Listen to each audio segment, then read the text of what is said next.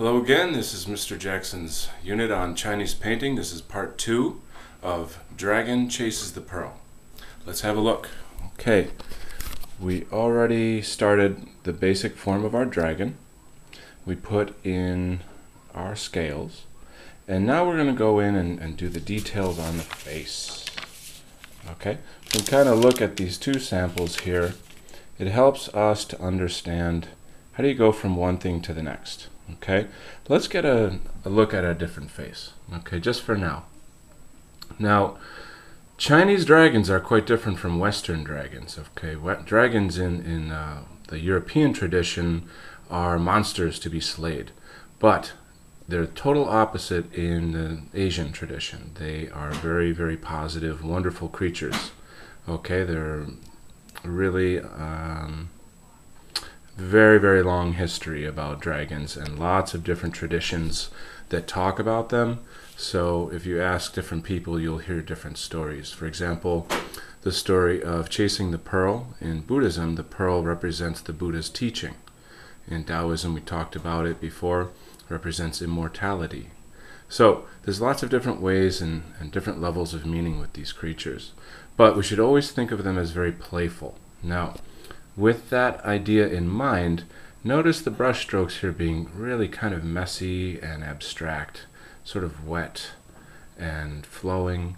Okay, in Taoism there is a concept called Wu Wei, and that means do without doing. That sounds kind of like a riddle, but do without doing really means just be natural. Okay, so if you notice, sometimes when you put some water down or some ink down, it kind of flows somewhere where you didn't mean it to go.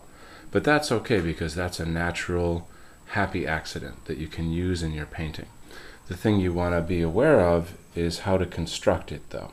For example, just look at that line there. That's just a line, but it changes in line weight. Very, very thin, very flowing, and then parts of the line change tone. You've got light to dark, etc. So now let's talk about the face. Very simple. How do you load your brush? I've got to get back to that. Okay, you got some water. Okay, get your water. You got your ink in here. Now here's something you're really going to want to do, especially if you have a long brush like this. Make sure that you squeeze it out and get it just to where you want it to be. Use your fingers to sculpt the brush so that it's very, very sharp, because you're only going to use the top, let's say 1/8 of the brush, some small portion of the brush. Okay, that's if you're going to do real nice fine lines. So once you've got your ink on here, look at this guy. He has no teeth. All right, so we'll put some teeth on. They kind of look like sort of like an M shape. Okay, all right, look at this guy. He doesn't have a beard. All right, well, we do this sort of flowing strokes, chop, chop, chop, like that. Okay, same thing within here. We've got this kind of toothy structure. Doing the nostrils. Okay, I put in some scales along his snout.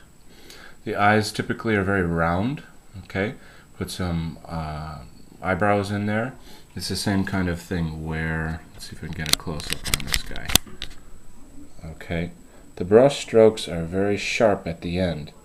That's a technique that you can use where you are taking your brush and you flick it off. You flick at the end. You raise the pressure to make it sharp. Okay, these sorts of dragons, if you look here, his horns are more like deer antlers. Okay, here they may be more like some kind of a goat or something. So they're sort of sharp. Once again, you have this kind of M shape. Can you see the M right there? Okay, and I put little ridges in there, little dots, similar to the dots that I used here for these scales. Okay, so I've got some nice wrathful character. Okay, what's wrathful? Well, powerful but wise. Okay, I think the beard sort of gives an edge of wisdom there. All right, so that's part 2. Part 3 is coming up.